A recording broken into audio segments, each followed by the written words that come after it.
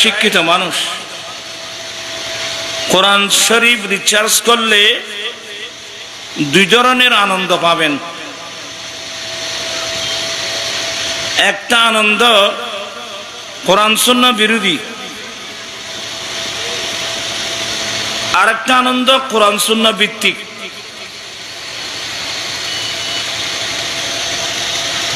যেমন আল্লাহ আয়াতের মধ্যে বলছেন লা তাফরা ইন্নাল্লাহা লা ইউহিব্বুল ফারিহিন, তোমরা আনন্দ উৎসব করো না, আনন্দ উৎসবকারীকে আল্লাহ ভালোবাসে না। আর এক আয়াতের মধ্যে আল্লাহ নির্দেশ দিয়েছেন কুল বিফদলিল্লাহি ওয়া বিরহমাতিহি ফাবিযালিকা ফালিয়াফরাহু হুয়া খায়রুম মিম্মা ইয়াজমাউন। হে রাসূল, আপনি এদেরকে বলেন আল্লাহ যে এদেরকে বড় দয়া করেছেন, আল্লাহ যে এদেরকে রহমত দান করেছে, আল্লাহর দয়া রহমত পেয়ে তাদের উচিত হলো আনন্দ প্রকাশ করা, খুশি উদযাপন করা। তো আল্লাহর দয়া রহমত পেয়ে আনন্দ প্রকাশ করা এটা কেমন কাজ? আল্লাহ নিজে কোরআন শরীফে বলছেন হুয়া খায়রুম মিম্মা ইয়াজমাউন, আল্লাহর দয়া রহমত পেয়ে আনন্দ করা, খুশি উদযাপন করা, তাদের জীবনে তারা যতগুলো সওয়াব এরা সঞ্চয় করেছে সবচেয়ে উত্তম হলো আল্লাহর নিয়ামত পেয়ে খুশি উদযাপন করা। চিৎকার দিয়ে বলুন না সুবহানাল্লাহ।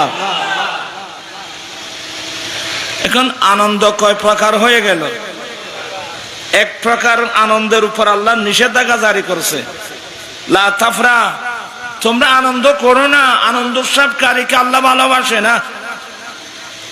আর ওই এর মধ্যে বলছেন আল্লাহর দয়া রহমত পেয়ে তোমাদের উচিত আনন্দিত হওয়া, আনন্দ প্রকাশ করা। আমি কি জিনিসটা বুঝাতে পারলাম? এক ধরনের আনন্দ যেগুলো যে আনন্দের উপর নিষেধাজ্ঞা জারি করা হয়েছে, আমাদের সমাজের মধ্যে অনেক জায়গায় দেখা যায়, আছে না, নারী পুরুষ মিশ্রিত হয়ে নাচানাচি করা, এই ধরনের কিছু অনুষ্ঠান আছে না আমাদের দেশে।